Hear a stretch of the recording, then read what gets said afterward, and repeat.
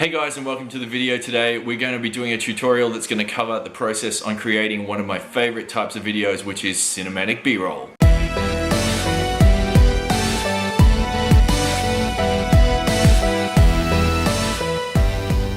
Canadian YouTuber Peter McKinnon is the inspiration for today's video, and he's one of my favorite all-time YouTubers, and he uses B-roll segments a lot in his clips.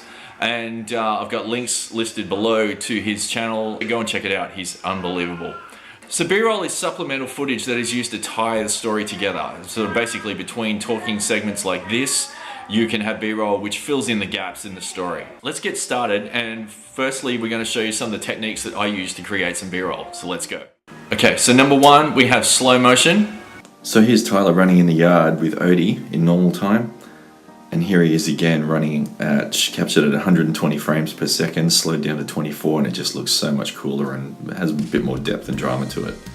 Likewise, this spider, same thing, you slow it down, it just looks so much more dramatic. Additionally, you can add movement to your slow motion, which we're going to go into more detail again soon in the next step.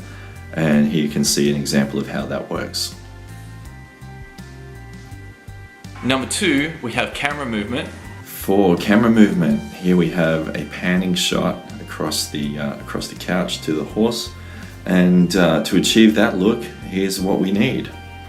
We need a skateboard, we need a tripod, and when used together, you can see that we have the tripod, two legs balanced on the skateboard, the third leg balanced on the table for support, and it's simply a matter of moving the whole rig left to right to achieve that left and right panning shot.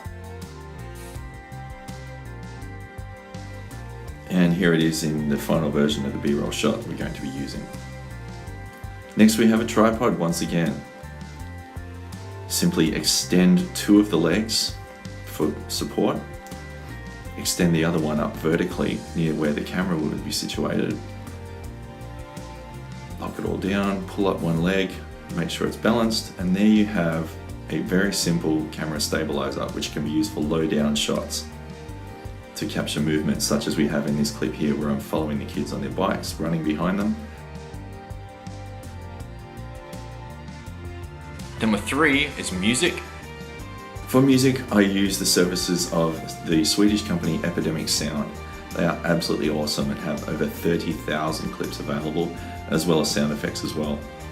Simply navigate to the genre that you want, and there's just dozens and dozens and dozens of clips available. Number four is color grading using LUTs or lookup tables.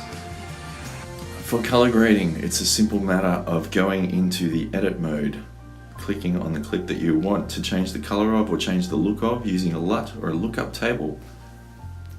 Go into the color and effects tab, and then navigate to the LUT section, which is the second one tab across. And in this case, we're using one called Denim Summer, which is one that I had downloaded. I've got the links listed below as to where that came from. It wasn't quite right, so I just adjusted the blending until I got to the look that I wanted, which was about 40 in this case. And there you can hit the preview button and switch between the affected mode and the non-affected mode to see the difference in the look, to give you an idea of how you want to blend that in. Just go into the copy mode, hit copy, navigate back out to the timeline, and then it's just a matter of clicking on all the other clips that you're wishing to add the LUT to. Go in, press that button again and hit paste, and it will paste the exact amount of the effect with the 40% look to it. You can go to each additional clip, same thing, edit, paste, and it will drop the same effect over the top in the same manner that we had just added to the previous clips.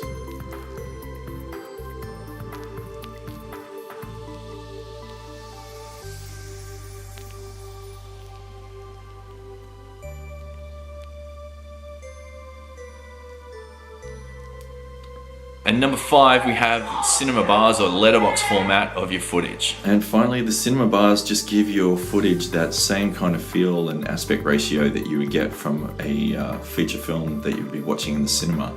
And the easiest way to do this is just using a transparent PNG file with the bars on it. So we just navigate to where we have the transparent file located, drag it down onto the timeline above the footage, and then drag it out to the length of the area that we want to cover with the cinema bars. And as you can see, the footage has those bars added to it. Go right to the end there, and you can see the top and bottom bars, which change the aspect ratio of your footage, adding that cinematic feel to it once again.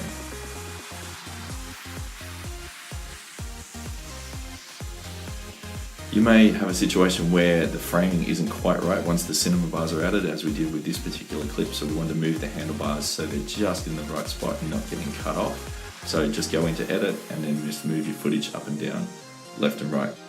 There are other factors involved in creating B-roll, like lighting, lens choices, the time of day that you're going to be shooting, whether it's sunrise or sunset, which is the best time because the lighting is just epic and golden and beautiful.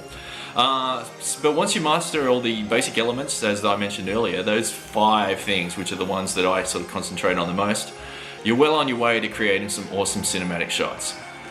So that's it for me today, guys, and I hope that's inspired you to go out and create some awesome footage that you can add to your next video. Okay, and so don't forget to like this video, subscribe to the channel if you'd like to see more, get out there, shoot some awesome footage, and if you'd like to leave me a comment or even leave me a link to your channel if you've created some B-roll, I'd love to check it out if you've learned something from today's clip. Have an awesome day, and I'll see you in the next one. Bye!